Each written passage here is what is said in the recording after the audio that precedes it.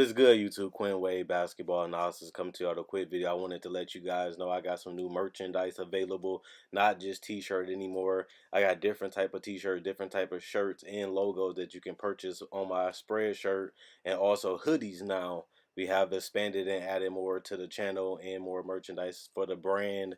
Thanks for supporting. It will be in the description and the links will be in the comment section below. Thanks for helping me and supporting the movement. Quinn Wade Basketball Analysis. I'm going.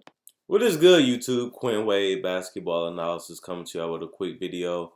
I've been talking about some X factors and some underrated players, and I've been covering a lot of players and watching a lot of players throughout the years, as it is part of my job as being an analyst. And one guy that's been standing out when he does play and when he does get the opportunity is Nickeil Alexander-Walker. This is a guy that consistently puts up good numbers each and every time he gets legitimate minutes, whether it's in summer league, whether it's in scrimmages. He shows that he has the feel for the game, the knowledge of the game, and he shows that he has an all-around game in general. And he can definitely be something special for the Pelicans, as he can be a secret weapon for this team. It might not happen in the seeding games. It might happen in the future, but there's no denying that this guy can be something special, and this guy can be potentially a multi-positional player and be able to defend multiple positions too, but also bring something that the Pelicans really don't have. People say, should they run the offense through Drew Holiday? Should they run the offense like they did through Brandon Ingram?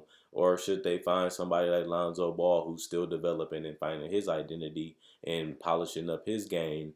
Should they allow him to play point in the future and let Drew Holiday go? But one thing people don't talk about is what they're going to do at the two position, because when you look at that, that's going to be something that's interesting for this team as they continue to grow and develop, as Josh Hart has shown that he can be an interesting player, a guy that can space the floor, a guy that's unselfish and will do the dirty work.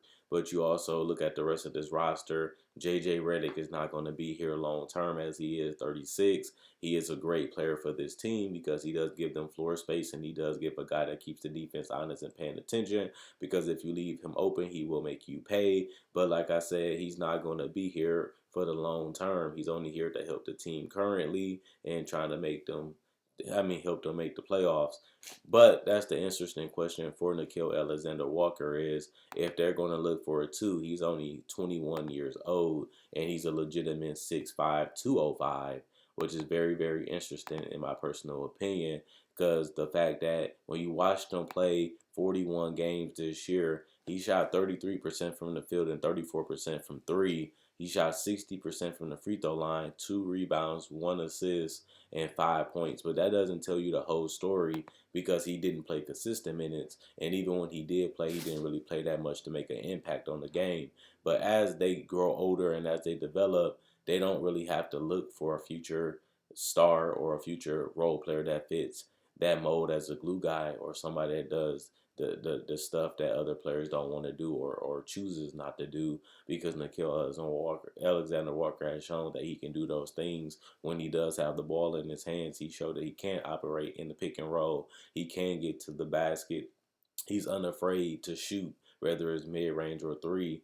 And on top of that, the guy has shown that he has great IQ in transition, knowing when to go to the basket, knowing when to pull it out, and also knowing when to find teammates. And I think having that type of IQ and being able to be patient and slow down the game before you make decisions, that's something that veterans do as they play in the league longer. They know how to attack certain players. They know how certain teams defend them, and they just make the adjustments, or they just be more patient until something opens up. And that's one thing I love about watching Nickeil. He's a guy that doesn't really try to force the issue. He's a guy that doesn't really try to do too much. He just takes his time, gets to the places that he needs to, keep his dribble alive, and he either finds a shot that he likes or finds a shot that his teammates like, or he moves the ball. And I think that once he starts playing more with the starters, the Lonzos, the Zions, the Ingrams, we'll be able to see, will he really be something special on his team, as he really doesn't do that. But we need to see that if he's going to be something special for this team that's loaded with young talent and have a high number of picks that goes across many drafts. Will he be a guy that they want to build around or allow to blossom in the future? Or will they try to go the other route and try to get another guy that they can trade for and plug right into this lineup and make sure that they can get the best out of Zion and Brandon Ingram and the main pieces of this team by putting another piece around them? I like the fact that Nickel has been patient. He hasn't been vocal about being unhappy. He has played when they asked him to play. He has, accepted a small amount of minutes, and he has, been very professional about how he has handled his career right now. And he is a guy with high upside. Like I said, for him to only be 21 and for him to be able to handle the ball, get to his spots, be patient, be smart, knock down jumpers from anywhere on the court, while also being a guy that can play off the ball, that's something valuable to have, especially at that age when he showed consistently that he can do more than one thing. He's multi-dimensional and he has a variety of skills and a variety of ways to attack defenses. And I just love watching him play. So I had to make this video just because every time I see him get a big number of minutes, he always put up double type numbers, 25 and 5 type numbers, and he shows that he can have flashes of being a good two-way player potentially, because we say that about a lot of guys, but he does show that he has upside to be a guy that can get you some steals, get you some blocks, and play hard on both sides of the court. And once he has the ball in his hands, like I said, he becomes a good playmaker for his age and for his experience level. But he is a guy that's just oozing with potential. I really want to see how they use him in the front office. Is they going to use him as a piece to build upon? Is they going to use him as a piece to be traded? Because I know teams got to be interested from what they see when he does play, or will he become an integral part of their future? Just like people say with Zion and Brandon Ingram and guys like that, will he become one of those guys that they want to definitely, you know, keep so that way he can grow with this team? Because when I look at this team, I don't see too many flaws. I don't really see a situation where at the end of the day they're desperate or they need to make a move. He has shown that David Griffin has shown that he's willing to, you know, let this team grow and see what he has. And trading for a superstar, trying to speed up the process, hurts a lot of teams because it puts them in a situation where they're limited and they only can really do so much once the contracts start rolling in, and then they become who they are and become stuck. And this is a team that has a lot of cap space potentially. They have a lot of options. They have a lot of young talent, and they have a bright future just with the talent they have right now. But the other things that can become a factor, like the picks and other guys on his roster developing, just makes the Pelicans even more scarier once you see all these guys are under 25 years old and they haven't even played 2 to 3 seasons yet. And they still have that time to grow and develop. Plus, they have time to get comfortable, build chemistry, and grow with the coach Alvin Gentry if he is their long term coach. So I'm liking what the Pelicans are doing, just like everybody else.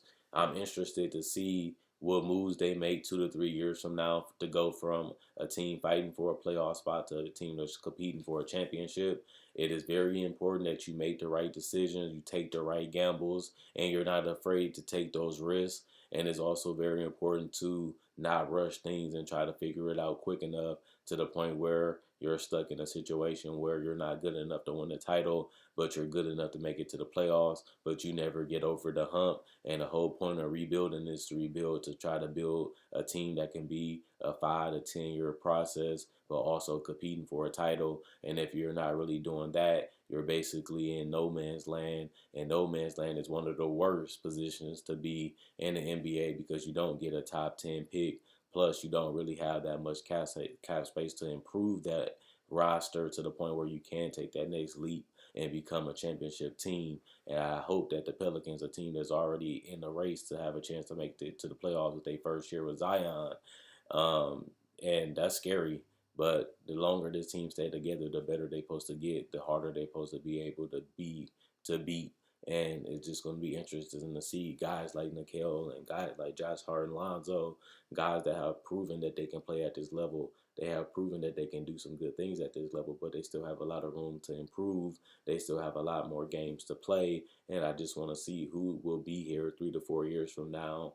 Will they leave because of money? Will they leave because they want to trade for another piece? Or will they be here and be part of the long-term picture of the Pelicans? We all think they're going to be here. We all think that they will, but we done seen with so many young teams over the last 5 to 15 to 20 years that some of them never get to that title, some of them never get to the finals, and some of them break up fast just because they want their own type of money. Teams not willing to pay them, or eventually they pay them and they can't afford to keep them because they want to go in a different direction, or guys just don't get along, or even the fact that guys just want to go out there and do what's best for them as they become free agents. So it's going to be interesting to see how this team with the brightest, one of the teams with the top three brightest futures in the NBA, how they going to perform over these next couple years, and can they eventually bring a championship to New Orleans? Chris Paul wasn't able to do it. Anthony Davis wasn't able to do it. Will it be Zion, a guy that people feel like is a once in a generation player? People feel like Brandon Ingram can be one of the top 10 players as he continues to develop and have significant improvement each and every year.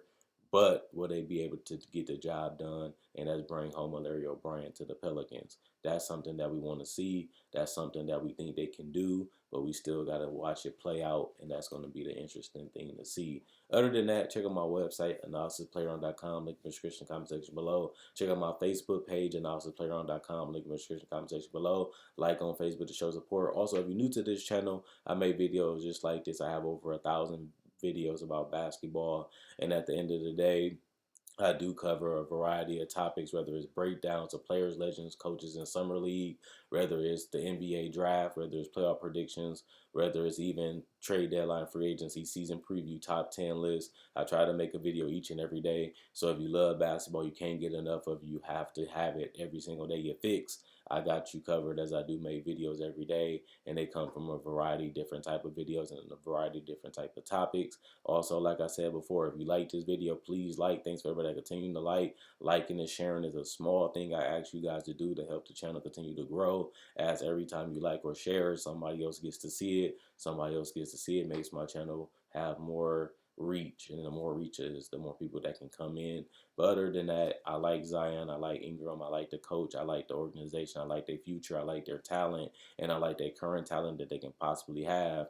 But they still have to do right by this if they want to win the title, and that's what's the most important thing to do when you're trying to rebuild, is to make sure you have a chance to win the title in the future. They have that chance, they have the talent, but now we just got to see how they mold and build this roster and what direction they go in as guys' contracts come up, as drafts come up, and as other superstars get unhappy and want to leave.